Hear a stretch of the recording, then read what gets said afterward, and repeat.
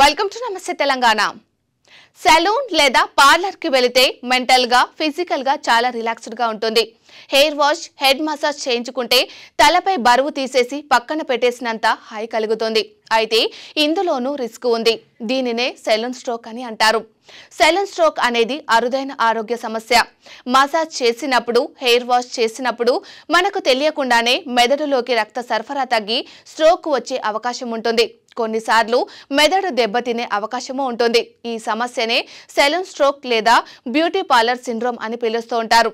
Salon stroke అరుదుగా వచ్చేది అయినప్పటికీ అసాధారణం మాత్రం కాదు.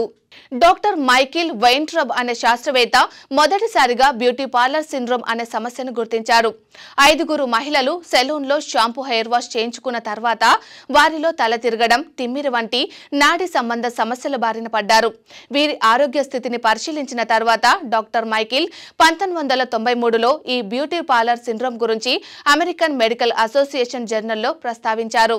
హెయిర్ వాష్ చేస్తున్నప్పుడు ఒక సింక్ లోకి నీళ్లు పడేలా తలను వాల్చాల్సి ఉంటుంది. ఇలా చేసినప్పుడు మెడ పొజిషన్ సరిగ్గా లేకపోవడం వల్ల మసాజ్ చేస్తున్నప్పుడు ఈ సెలూన్ స్ట్రోక్ వచ్చే ప్రమాదం ఉంటుంది.